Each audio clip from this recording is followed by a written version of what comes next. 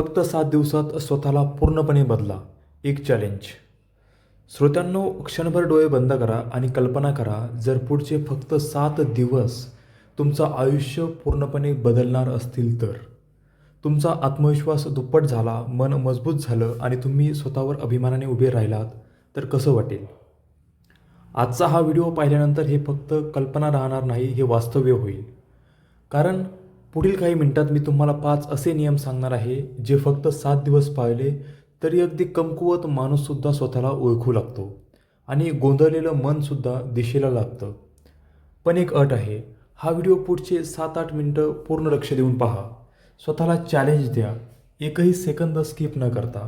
कारण हे काही मिनिटं तुमच्या पुढच्या 70-80 वर्षाचं आयुष्य घडवू शकतात.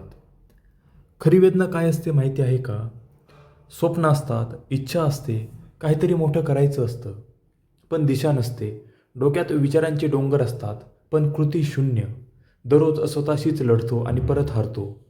एकाग्रता नाही, आत्मविश्वास नाही, स्वतःवर नियंत्रण नाही, लोकांच्या नजरेत किंमत कमी. आणि सगळ्यात भयानक गोष्ट म्हणजे तुम्ही स्वतःच स्वतःला कमी लेखता. पण हे इथून संपणार आहे, कारण आता तुम्हाला आयुष्य बदलणारे 5 टर्निंग पॉईंट्स कळणार आहेत. स्टेप 1. फोन बंद, मन सुरू. सकाळी उठल्यावर हातात काय असतं आणि रात्री झोपण्याआधी शेवटचं काय असतं? फोन. खरं सांगतो, हा फोन तुमच्या आयुष्यातला सगळ्यात मोठा अडथळा बनला आहे. विश्वास नसेल तर आत्ताच स्क्रीन टाईम तपासा. जर दिवसाला 2 ते 3 तासांपेक्षा जास्त वेळ फोनवर जात असेल आणि तो कामासाठी नसेल तर तुम्ही आधीच अडचणीत आहात. फोनमुळे लक्ष 15 मिनिटापेक्षा जास्त राहत नाही. झोपेची गुणवत्ता घसरते, डोकेदुखी, मानदुखी वाढते, दिवसभर आळस वाटतो. पुढचे 7 दिवस ठरवा, गरजेपुरताच फोन, बाकी वेळ स्वतःसाठी. फोकस, आरोग्य, मूड सगळ्यात फरक जाणवेल. स्टेप 2. नो फॅप, स्वतःवर नियंत्रण. आज तुमची सर्वात मोठी कमजोरी काय आहे? स्वतःवर नियंत्रण नसणं.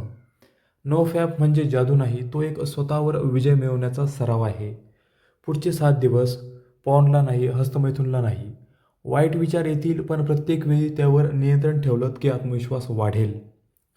स्वामी विवेकानंद म्हणतात, ज्याने आपल्या इंद्रियावर विजय मिळवला त्याच्यासाठी काहीही अशक्य नाही. 7 दिवस पाळा, मग फरक स्वतः अनुभवा. स्टेप 3. वेळेचा स्वामी बना. आपण म्हणतो माझा वेळ वाईट चाललाय, पण सत्य हे आहे की आपणच वेळ वाया घालवतो. वेळ सगळ्यांना सारखाच मिळतो, फरक इतकाच, कोणी वापरतो, कोणी वाया घालवतो. विद्यार्थी वेळ न पाळला तर नापास होतील, कर्मचाऱ्यांनी वेळ न पाळला तर नोकरी जाईल, नवऱ्याने वेळ न पाळला तर सन्मान जातो, शरीराला वेळ नाही दिला तर आजार येतात. ठरवा अभ्यासाची वेळ, कामाची वेळ, झोपेची वेळ. विशेषतः सकाळचे पहिले 4 तास फक्त तुमच्या ध्येयासाठी. स्टेप 4. जास्त विचार नको, कृती करा. ओव्हर थिंकिंग म्हणजे काय? एक ग्लास पाण्याने भरलेला हातात धरा. 1 मिनिटं काही होत नाही, पण तोच ग्लास जास्त वेळ धरला तर हात दुखायला लागतो. विचारसुद्धा असेच असतात. विचार वाढवले तर मन थकते, विचार कमी, कृती जास्त. माइंडफुलनेस, मनाची औषधं. ध्यान म्हणजे वेळ वाया घालवणं नाही. संशोधन सांगतं, नियमित ध्यान करणाऱ्या लोकांमध्ये सकारात्मकता वाढते, आत्मजाणीव वाढते, ताण कमी होतो. मनावर प्रभुत्व मिळवलं की आयुष्य आपोआप बदलतं. 5 नियम पुन्हा एकदा सांगतो. नंबर 1. फोन बंद. नंबर 2. नो फॅप. नंबर 3. वेळेचं नियंत्रण. नंबर 4. विचार नाही, कृती. नंबर 5. माइंडफुलनेस. 7 दिवस प्रामाणिकपणे पाळा. मी गोड बोलत नाही, मी खोटं आश्वासन देत नाही.